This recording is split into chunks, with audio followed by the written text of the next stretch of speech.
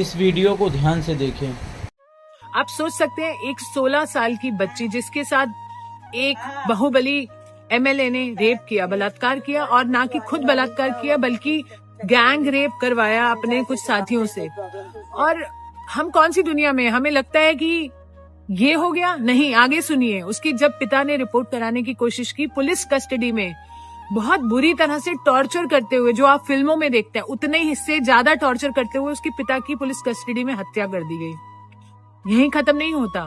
जब किसी लॉयर ने उसका केस लड़ना चाहा, तो जब उस लॉयर की गाड़ी में बैठकर ये पीड़िता जा रही थी अपने न्याय की मांग के लिए, वो गाड़ी को 11 बार टक्कर करवा दी। 11 बार टक्कर खाने से उस गाड़ी में बैठे 4 सदस्य थे, जिसमें से 3 की ऑन स्पॉट डेथ हो गई। लॉयर की, इसकी मासी की, इसकी बुआ की।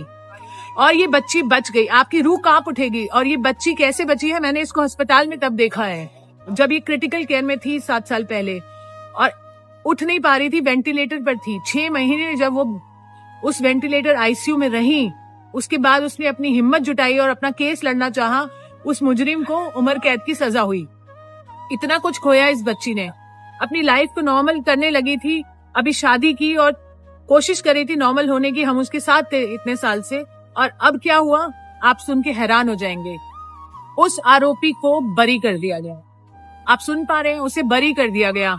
और एक्सक्यूज, ये नहीं कि बलात्कार प्रूव नहीं हुआ, बलात्कार प्रूव हुआ है, पर क्योंकि कोई कानूनी दावपेच थे जो उसे बचा सकते थे, फालतू के हाईकोर्ट ने ऐसी ऐसी दलीलें दी हैं कि आप सुन के हैरान हो जाएंगे कि वो एक पब्लिक सर्वेंट नहीं है, या फिर ये बच्ची माइनर नहीं थी और कोर्ट के पास टाइम नहीं है। इतनी फालतू चीजें बोलकर उसे बरी कर दिया गया। आप सोच सकते हैं, आपको गुस्सा आ रहा है? अगर नहीं आ रहा तो आना चाहिए, क्योंकि बेटियां हमारे सबके घर में है और ये हिंदुस्तान की बेटियों की बात कर रहे हैं हम। मैं तो आक्रोशित हूँ और तब से इस बेटी के साथ हूँ, जब से उसने कोर्ट में मुझे बताया कि दीदी मेरे साथ ऐसा हुआ, और मैं तभी से उसके साथ हूँ। क्या देश उसके साथ है? अगर नहीं है तो आप मर चुके हैं। अगर है तो आप सपोर्ट कीजिए, क्योंकि मुझे मालूम है ठंड का समय है, लोग नहीं आ सकते प्रोटेस्ट के लिए। अगर आप नहीं आना चाहते तो नहीं आइए, कोई बात नहीं। कम से कम वीडियो शेयर कीजिए, लोगों को जगाइए और बताइए कि ऐसी दरिंदगी हमारे देश में हो रही है और अपने बेटियों के साथ भी हो सकती है।